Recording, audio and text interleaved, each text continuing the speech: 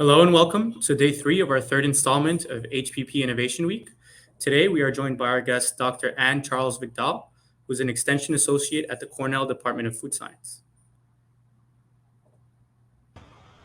Welcome, Anne. Hello. Thank Nice you to for have you having here me today. today. Mhm. So today, Anne will be covering the importance of HPP pathogen validation studies for food safety. So thank you for being here, Anne, and without further ado, take it away. Okay. Um, Thank you again for having me. And today I will be talking about the importance of HPP safety validation. So this is our agenda today. I will go first over Cornell, what is Cornell HPP Validation Center, what we do, and we'll touch a little bit on the basics of food microbiology. After that, we'll talk a little bit more about an overview of the US food regulation and important terms, and we'll try to define some important terms that they use. Finally, we'll talk about what HPP validation is, what it entails, and we'll have a couple slides on ongoing research projects that we have, and then we'll conclude. Before we get into the details of this project, this presentation, I wanted to tell you a little bit about myself. I got my degrees at University of Connecticut, and I went to grad school at Rutgers University, and I've been working at Cornell for about 5 years. When I'm not working, I enjoy making bread, specifically sourdough bread, walking, hiking, and spending time with my family. So let's get to the important part of the main reason why we are here. Cornell HPP Validation Center. It is part of Cornell University and specifically part of the Food Science Department. It is located on Cornell Agritech, which is in Geneva, New York. So it is about an hour from Rochester, New York, Syracuse, New York, and about an hour, a little bit over an hour out of Ithaca. We have an industrial size SPP machine, and we are also a BSL2, a biosafety level 2 laboratory. And what that means is it means that we can work with pathogen. The director of the center is Dr. Randy Robo. He is a professor of microbiology here. And in the past, he has collaborated with Hyperbaric. And right now, I work directly under him. Those are beautiful pictures that I got. On the top left side, it is the overview of the Cornell Agritech campus. The middle picture is what our HPP look like. It actually looks about the same. The other picture is the juices, some juices being processed. And the bottom right picture is the view of the lab we have a little viewing room where people can visit and see. So this is the view from there. So what is it that we do exactly? Our main goal is to support food manufacturers by providing HPP validation studies and shelf life studies while making sure that they are regulatory compliant. We do other stuff too because we are a microbiology lab, but our main goal is HPP safety validation and shelf life study. What is it that we don't do? We do not do sensory studies. By what I mean by that is you cannot process food in our machines and then you taste it and stuff like that. Therefore we don't do product development. And often we get asked if we can send samples back to the client. No, the answer is no, we cannot send sample back to client. And the main reason is because we are biosafety level 2, we work with pathogen, so we cannot send the samples back to you. Okay, so what this slide is saying is we've done in the past about 400 validation studies, about 200 shelf life studies. We've published about 10 papers, more than that, but my group has published about 10 papers on different validation, different studies that we've done with HPP. So that's the take-home message here on this slide, and apologies for the mistake. So in order for you to understand exactly what we do, I figured it's important that I spend a little bit of time explaining to you the basics of food microbiology. So whenever we think about microbes in food, there are a few things that can come up in the list, right? So we can have bacteria that can come in food, good ones and bad ones, viruses, protozoa, yeast and mold, prion, etc. Another important term that I should define is the definition of hazard. The way the FDA define a hazard is it's any biological, chemical, and physical agent that can cause illness or injuries to someone. In our case, for the sake of this presentation and the work that we do, we are mostly focused on biological hazard. That's what we focus on. So that would be, but it would be a microorganism associated with food. Now, this is an important distinction. Whenever we think about so there's the distinction here is understanding the difference between pathogen and spoilage organism. A pathogen, it's an organism that can cause you a disease or an illness that whether you directly ingest the organism or you ingest the toxin produced by the organism. So in that case, that would be E. coli, salmonella, or listeria, or Clostridium botulinum. And a spoilage organism, it's also a microbe, but it doesn't cause any illness, but it spoils the food. On the other side, although it doesn't cause you to be sick, there is a huge economic burden because often if your food spoils very quickly, you have to toss it. And then there's a lot of money being wasted. And usually it's caused by yeast, mold, and bacteria. Another important term that we need to understand is the difference between vegetative cells and endospores. A vegetative cell, it is a cell in its active form, right? So it's a cell it's a bacteria that can grow, eat, and then die. They're active. So that include organisms like E. coli, salmonella, listeria, etc. And endospores are organisms that are in their dormant stage, right? So that usually happen if they're subject to harsh environments, so heat or lack of nutrient, they become spores. An organism that can do that are Clostridium botulinum, Bacillus cereus, and in that category, both pathogen and spoilage organism can be endospores. Why am I telling you all this? This is important to keep in the back of your head because HPP is active against vegetative cells, right? Vegetative bacteria, the ones that are in their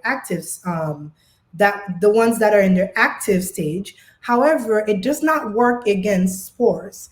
And those spores are Clostridium, C. perfringens, and B. cereus, for example. And this is one of the reasons why HPP products have to be refrigerated or in frozen condition. So what happens when a product or a microbe is exposed to high pressure? What happens is the pressure alters the hydrogen bonds and the ionic bonds in the cells. It causes the protein to denature, it damages the cell, and eventually, potentially, it leads to cell death. And so it leads to cell death. So another thing that we need to understand is HPP is also not a sterilization method. So what do I mean by this? Because it cannot. A product that's sterile, for example, would be your can of beans that you have in the corner of your house.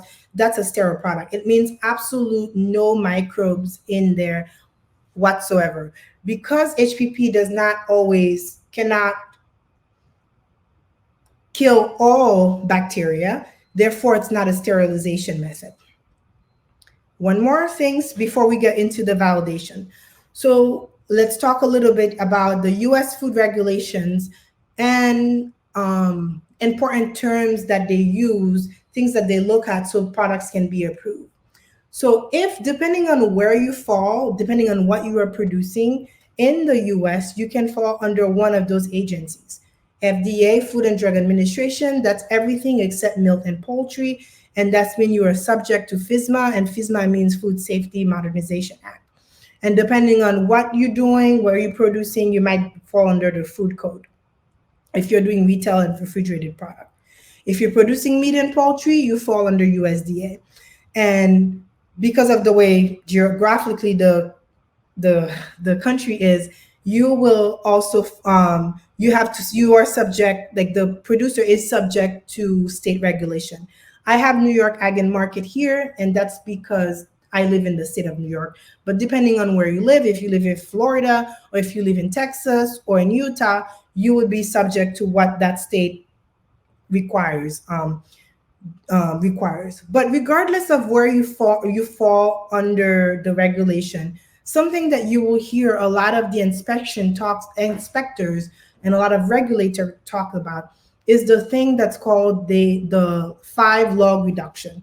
And what it means is it means that whatever process you use to make sure that your product is safe, whether it's heat, HPP, UV, water bath, that process must produce a minimum of 5-log reduction against the organism that you are interested in our case, and against the pathogen for at least its shelf life. So what does that mean? So log is the logarithmic scale, right? So what that means is if you have a million cells in your product, if you have a million cell in your product, whatever process you are using must be able to reduce it about 100-fold, at least. Sorry, yeah, at least a minimum of 100-fold. So we know that we've done this for a long time, that 5-log reduction works. We have enough data for 5-log reduction in thermal processing. So for example, in heating, so we know if we heat a product for 165, for example, 165 for 15 seconds, the product is pasteurized. So we know if you are making a tomato sauce and if the pH is below 4.6, we know that if you heat it for 195 for 6, and you do hot fill and hold, the product is sterile. So we know that. So this is very well established. The traditional 5-log reduction, we understand that for heat treatment. And because we understand it so well, that research and pilot equipment may not necessarily be the same as commercial equipment. What that means is if you're making tomato sauce at home, if you heat it up for 195 at home, and then you want to transfer that recipe to a pilot plant in a kettle, it's about the same. We can transfer that information when it comes to heat treatment or thermal pasteurization. This is not necessarily true for non-thermal technologies, especially because HPPs are non-thermal technologies. They're not very well defined. We don't have a lot of data on microbial reduction. And definitely for HPP, we don't have a lot, not as much compared to thermal processing data. And there's not a lot of labs that have the capability to do that type of work. So that's where there's not a lot of lab that can do that type of work. So this is one of the challenges. This is one of the challenges of HPP or non-thermal technology. Another term that's important to understand is the term safe harbor. It's essentially for the purpose of this document, is defined as a recognized procedure that can be employed without further validation. And again, I just mentioned if you are making tomato sauce at home, we know if you heat it at a certain temperature, certain time combination, you're good. But we don't have that for HPP. So essentially what this is saying is industry or university would generate those papers, those proof to, they would generate those data for a validation study, and then those processes would have to be approved by the regulatory agencies. It's not a trade secret, and it is published for everybody to see. So for example, like I said, we know heating something for 195 for 6 minutes, if you hot fill hold, the product is sterile. We don't have enough data for HPP, therefore there is no safe harbor for HPP. So while we know HPP can enhance food safety for consumers as pathogens are destroyed more effectively and efficiently, each producers have to show that their product is safe using HPP. What that means is, it means the burden of proof is on the producer. The producer has to show that given the formulation of their product using HPP, their product is safe. And by safe, I mean this process can give me a greater than 5 log reduction, just like we defined earlier, a greater than 5 log reduction in my product. Essentially, that's what the regulator, the inspector, that's what they want to see. So it brings us to our main topic today. So HPP safety and quality. What is it that you do when you say what is it that you do to, what is it that we do to your product when we mean we want to do a safety validation? A validation is a collection and evaluation of scientific and technical information to determine if the treatment, when properly applied, will effectively control the hazard. This is what I just said earlier. So essentially, this is what we do. You send us your product, we put it in a flexible container. And this is the part where you say, hey, Ann, why flexible container? Well, it's because a lot of pressure is applied to your product. It needs to be able to constrict and go back to its original size, right? We separate your product, we take your product, we inoculate it with the pathogen of concerns, right? So in that case, typically we inoculate with a 5 cocktail strain of Listeria, E. coli, Salmonella, etc. And after that, we put it in a machine that's HPP in the bottom, we put it in the HPP machine, and we do various time and pressure between 400 to 600 megapascal, and we have a variety between 30 and 360 seconds. So about 3 to 5 minutes, depending on what you want. If a client comes to us, they're like, oh, I don't know, it's okay. We typically process it at 85,000 PSI for about 3 minutes. And after that, we take the product out, right? We take the product out, we plate it, and we use the FDA bacteriological and analytical methodology. We plate it, and essentially, I'm saying all this to tell you that we just check before and after. We put X amount of bacteria in, we process it in the HPP machine, and then we look for the 5 log reduction. So that's step 1. After that, the product is kept over the duration of the shelf life of the product for 20, and it is tested at 25% and at 50% of the shelf life. And this is the part where you say, hey, Ann, what does that mean? It means that if you're making potato salad or you are making, let's say salsa, if you're making a salsa, if you think your product has a shelf life of 100 days, so on day 0, we do the validation, we test it at several times during the shelf life of the product. The regulation demands that we test it at 25% and 50% of the shelf life. So it means that we would have to test it again at 125 and at 50% of the shelf life. So that would be 125 days and 150 days. And then you say, why is that? The reason is to make sure that no pathogen regrow, right? Because we don't want them to regrow. So we just want to make sure your product is really, really safe. And then we, after this length of the study, the condition achieving the target pathogen log reduction is given in the final report.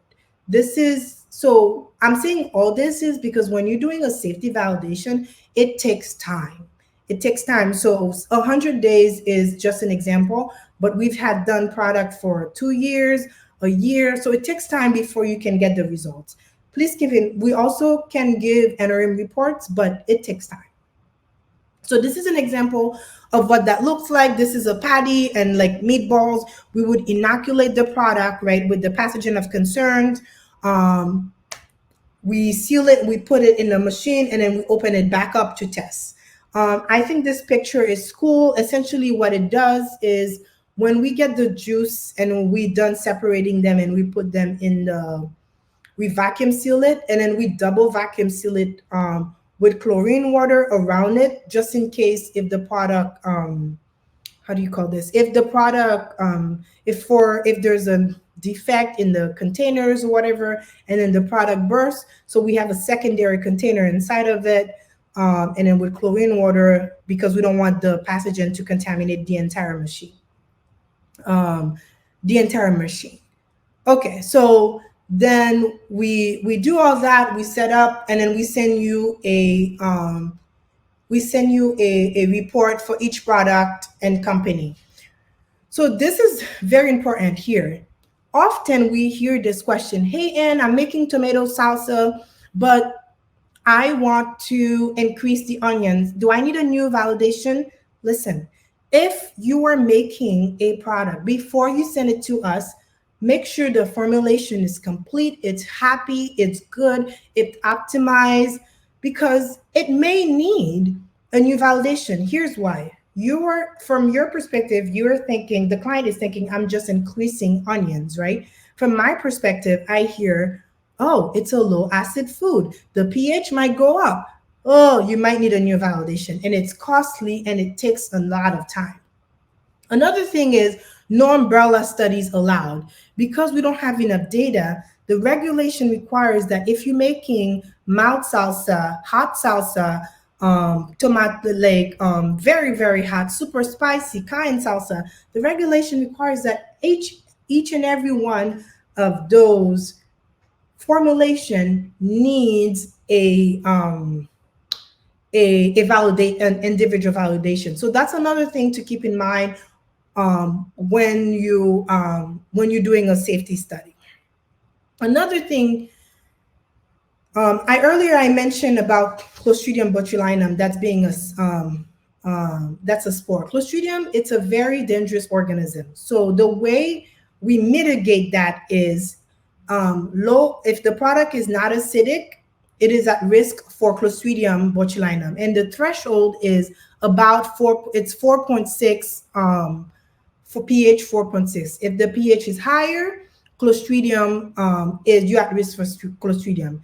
And another thing too, if your product, the pH is 4.4, we keep a close eye for not CBOT, sorry, for Listeria, so we can make sure that Listeria doesn't grow. It's one of the few bugs that actually grow under refrigeration. It can grow under refrigeration.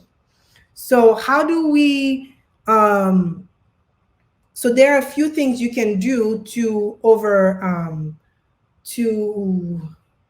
the CBOT hurdles, right? So then you have to acidify your product, you can freeze your product, you can refrigerate your product, and CBOT does not like oxygen. So if you don't vacuum seal your product is not at risk for CBOT. And the thing that this is blocking is it's saying that you can add an other organism, for example, lactic acid bacteria.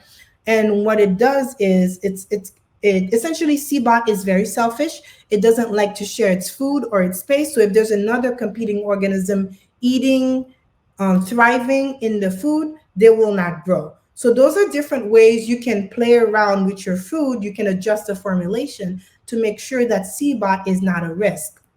And then regardless of what you do, and this is why this is in bold, you still have to show that a 5 log reduction, a greater than 5 log reduction, is achieved for vegetative cells. So earlier I mentioned pathogen validation. Now we're switching to shelf life validation. And what does that mean, or shelf life study? It's essentially, we're just looking out if HPP can extend the shelf life of the product. The main difference here is we don't add bacteria to your product. We don't look for a 5 log reduction. So we take your product, we put it in the machine, and then at various pressure and time, whatever you tell us, whatever the client tell us, and then we look for physiochemical qualities and mostly for total play count and yeast and mold.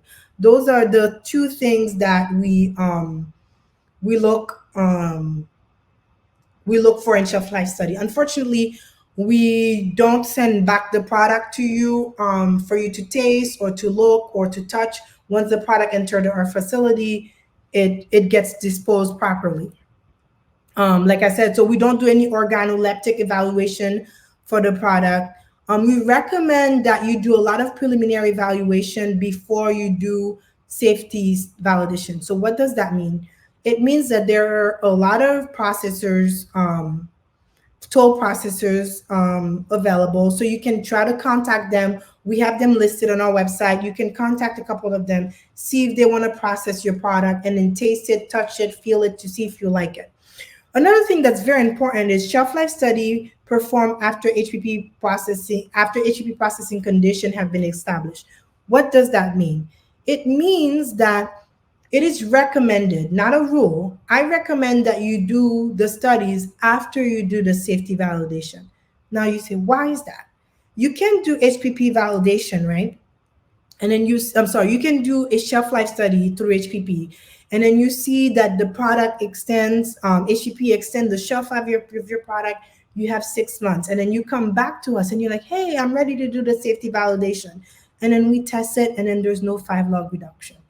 That's very sad because the shelf life study essentially is useless. So I recommend that doing the safety validation first, then shelf life study, and you're happy and I'm happy. So that's pretty much the gist of what we do. And after this, I give you a final report, and then that's pretty much it. That's pretty much what we do on a regular basis. Now I'm gonna switch gear a little bit and talk about two ongoing projects that we have in our lab that I think is very interesting. One of them is combining HPP with two novel antimicrobial to extend shelf life of juice product. And the other one is combining HPP and pickled cucumbers to see if do we get better qualities or not. So the first one is the combining HPP with the antimicrobial. That project is being done by one of our students. She's part of my group. Her name is Yupadawe, but we call her Bo. Essentially, the main reason why we're doing this is, um, you know, the longer a product can last on the market, the better it is, because all of those cost a lot of money. So the beverage industry could meet the consumer demand if they can use HPP with two novel antimicrobial. The first one is dimethyl dicarbonate. The other one is natural glycolipid. Those are just natural in the environment. They're novel. Essentially, what she did is she combined. So she got the juice. She combined them. She added those products, those antimicrobial to the juice, HPP, and monitored the shelf life. So on the x-axis, we have the day. On the y-axis, we have total play count and yeast and mold. The red line is the spoilage threshold. In this case, she said 5 log is her spoilage threshold. And then we are looking at orange juice. So this is for orange juice. So what she did is, the yellow line means no treatment. So this is just unpasteurized juice that she's just monitoring. And as you can see, after about 10 days, 10, 12 days, the product is considered spoiled. She stopped very quickly. In 2 weeks, the product does not last. But when she HPP the product, so that's HPP with no chemical, no nothing, right? The product got a good shelf life, like 90 days at least. But the count started to go up I'm looking at total play count right now. So the count started to go up. So 90, at about 90 days, but it's still not spoiled, which is great. But when you're looking at the HPP plus the natural glycolipid and dimethyl dicarbonate, the count stays low. So this is very promising. This is for orange juice. And then this is for orange juice and for yeast and mold. Those are about the same. Something weird happened around day 25. The counts went up and then they went back down. But essentially, the take-home message here is the product is still below the take-home, below the spoilage threshold, and the product is, and the one that has the antimicrobial has less counts. And then this is the same thing for apple cider. And this is about the same take-home message, right? The product spoils very quickly if it's not treated. And then if it's not treated, and we see that the combining the antimicrobial is looking promising. So the other project, it's by another young woman. Her name is Danielle. She's also a PhD student. She is not part of our group, but we work closely with her because she comes and use the machine for experiment. And essentially what she did is she wanted to combine the HPP with, she wanted to see if HPP can replace heat pasteurization or for pickles and see if HPP enhance the quality attributes of pickles. If you ever made pickles at home, you either have to water bath it or shower pasteurize it, and the thermal degradation, it and the heat pasteurization, pretty much essentially degrades the product. It's not the same. It's not the same quality. So she wanted to see if HPP gave her better quality pickles. So this is the graph. I only have one graph for you. So the first column is at month 0, right? This is day 0. And she tried different acid, but I'm only showing you 2 scenarios today. It's 0.3% acetic acid and 0.95% acetic acid. And then the first row is untreated. Pick It's untreated, so it's just pickles in the jar, nothing. And then she treated at different pressure. And then this is the thermal. And very quickly, you can see that the thermal, all the way in the bottom, does not look as fresh as the one that's treated at 200 megapascal. And 6 months later, you can still see that the ones that were HPP look slightly better than the one that were heat treated. I know she's doing a lot of enzyme analysis and everything, so that paper should be coming out soon. But it's looking promising that HPP might be a good fit, might be a good alternative to make pickles. That's all I have for you today. Thank you for your time. And if you need to get a hold of me, my email is here, and Andy is my technician. He works in our team, so he would be the main point. And then if you do want to talk to Dr. Robo, that's how you get a hold of him. So thank you. Any questions? And thank you so much for that very insightful presentation. I'm sure many of our viewers looking to innovate and create new products and bring them to market will find this extremely useful. I did have some follow-up questions for you. Mainly, how does a company looking to get started with a validation go about their first steps? So the best way to get started with the validation is to email us. So you can email me at acv45, or I like to say apple cider vinegar 45 at cornell.edu. So you can email me, and I will forward the email to the person that's doing the experiment, and we'll get you started from there. Okay, perfect. I did want to ask, in case our viewers are wondering, what type of food products has Cornell validated in the past? In the past, we have validated, like I mentioned earlier, we have validated about 400. We do a lot of juices, a lot of hummuses, salsa. I want to say those are a main one, but we've done potato salads, we've done breakfast bowls, a lot of innovative, a lot of meat too. That has been picking up. We're getting a lot of meat and a few cheeses. Okay, perfect. Great to hear. I'm glad the variety of products is increasing as more companies decide to innovate with HPP. Thank you for your time.